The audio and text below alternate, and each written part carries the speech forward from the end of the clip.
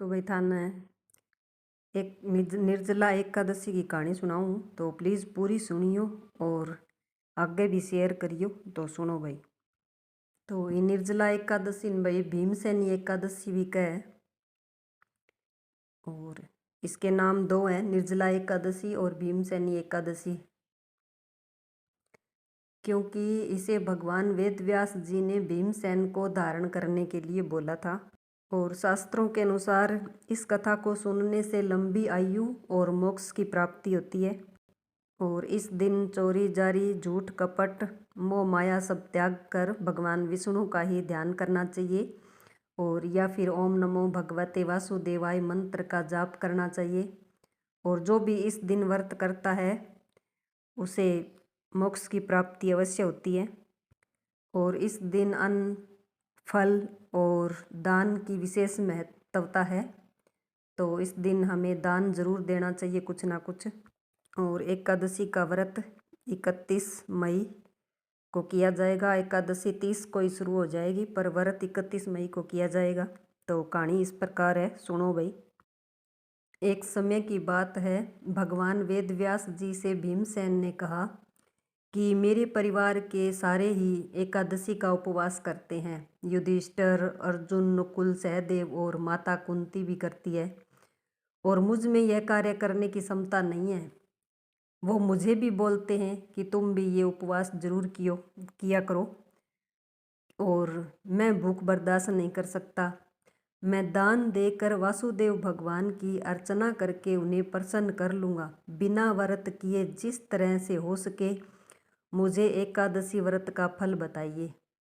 मैं बिना काया कलेश के ही यह फल चाहता हूँ। इस पर वेद व्यास जी ने कहा कि हे पांडव, यदि तुम्हें स्वर्ग लोकप्रिय है तथा नरक जाने से सुरक्षित रहना चाहते हो तो दोनों एकादशियों का व्रत करना होगा। भीमसेन बोले, हे देव, एक समय के भोजन करने से तो मेरा काम नहीं चलता। मेरे उदर में एक अग्नि भड़कती है, तो भोजन के बगैर वो अग्नि मेरी शांत नहीं होती। बहुत ज़्यादा भोजन करने से ही मेरी सुधा शांत नहीं होती। हे ऋषिवर, आप कृपा करके मुझे कोई ऐसा व्रत बताइए कि जिसके करने से मेरा कल्याण हो जाए और मुझे मोक्ष की प्राप्ति हो जाए। तब वेद व्यास जी बोले कि हे इंद्र, ज्येष्ठ की एकादशी का निर्जल व्रत कीजिए। स्नान आचमन में जल ग्रहण कर सकते हैं। अन्न बिल्कुल न ग्रहण कीजिए। अनाहार लेने से व्रत खंडित हो जाता है। तुम जीवन पर्यंत इस व्रत का पालन करो।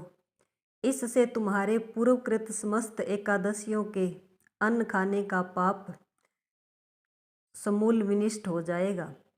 व्यास जी की आज्ञा के अनुसार भीमसेन ने बड़े साहस के साथ निर्जला का यह व्रत किया, जिसके परिणाम स्वरूप प्रातः होते होते संज्ञाहीन हो गए। तब पांडवों ने गंगाजल, तुलसी, चरणामृत प्रसाद देकर उनकी मूर्छा दूर की। तभी से यह भीमसेनी या पाप मुक्त एकादशी का व्रत का नाम पड़ा, और भीमसेन भी इस तरह से निर्जला एकादशी का व्रत करके पाप मुक्त हो गए। जो भी इस निर्जला एकादशी का व्रत करेगा और व्रत नहीं कर सकता तो कहानी सुनेगा, तो उनके भी सभी पाप नष्ट होंगे और वह अंत में मोक्ष को प्राप्त हो जाएगा।